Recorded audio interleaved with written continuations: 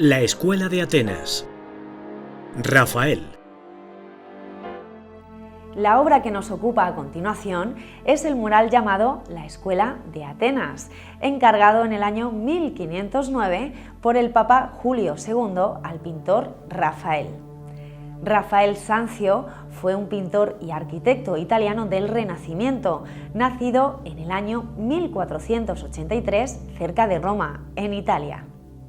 Los inicios en su formación fueron junto a su padre, un pintor relevante de la época, y ya desde sus comienzos fue considerado como un niño prodigio.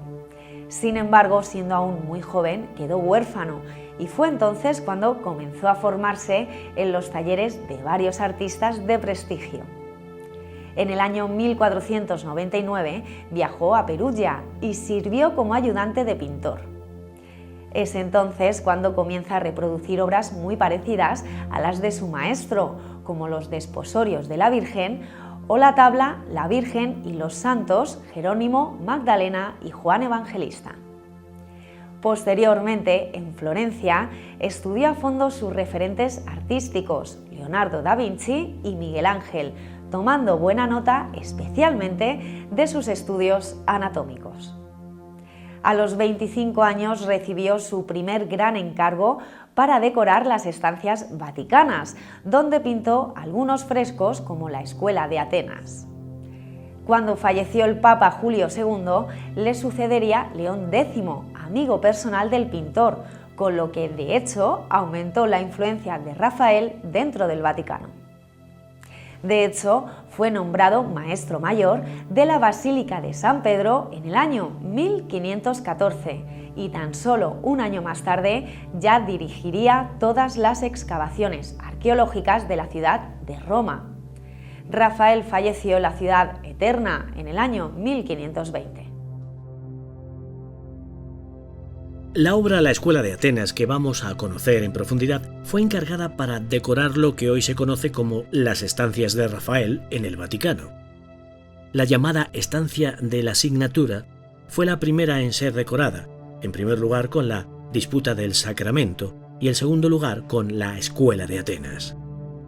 En este espacio nos sumergimos en el mundo clásico gracias a la plasticidad del movimiento de los personajes creados por Rafael. En este mural se representa una de las 4 universidades clásicas de la antigüedad, la Escuela de Filosofía de Atenas. Las otras 3 serían la de Teología, la del Derecho y la de la Medicina, que están representadas en los otros muros de esa misma estancia. El autor sitúa la escena en un templo de inspiración romana y en él a los llamados padres de la filosofía y el pensamiento antiguo, pero identificándolos con personajes reales de su época. Así, por ejemplo, la figura de Platón aparece con el rostro de Leonardo da Vinci, o Heráclito es representado con los rasgos de Miguel Ángel. En la Escuela de Atenas vemos representada una grandiosa arquitectura en construcción que parece corresponderse con la Basílica de San Pedro cuando estaba siendo construida. En la escena se reúnen una serie de personajes que conversan, pasean, dibujan o leen.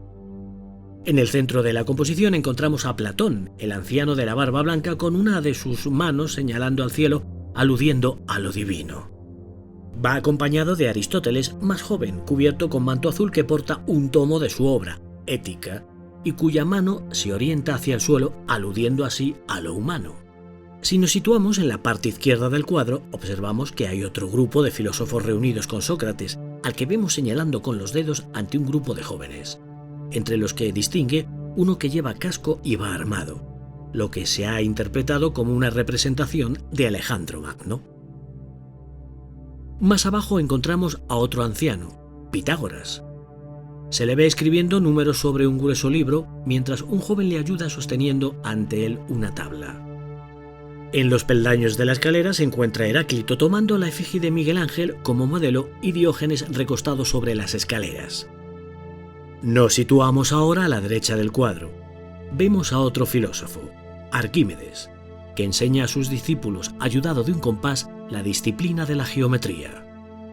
Cuenta entre su grupo de discípulos con un joven en el que podemos adivinar el autorretrato del propio Rafael, que dirige su mirada al espectador. Vemos un fondo celeste muy iluminado realizado para resaltar la magnitud y grandeza de la increíble construcción que aparece representada. En las paredes del templo se sitúan las estatuas de Apolo, el dios de la razón, y de Minerva, la diosa de la sabiduría. Las bóvedas de casetones, que incluyen estatuas, y los espacios abiertos dominan el edificio, generando un efecto de perspectiva acentuada. Pese a ser esta pintura un elogio de la razón, en las figuras no hay reposo. Estas se encuentran preguntando, indagando, buscando en todos los sentidos.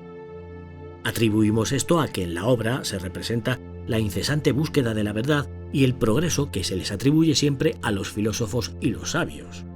En general, podemos decir que Rafael pintó este mural con gran detalle, especialmente en lo que a rostros se refiere, así como también en la propia arquitectura, que se convierte en un personaje protagonista más dentro de la obra. En cuanto al color, como era típico de la época, se intentan compensar los tonos fríos con los cálidos, en una búsqueda de crear armonía. Rafael utilizó una amplia paleta de colores para desarrollar las túnicas de todos los personajes. La obra, que se realizó primero como boceto, tardó en completarse 4 años.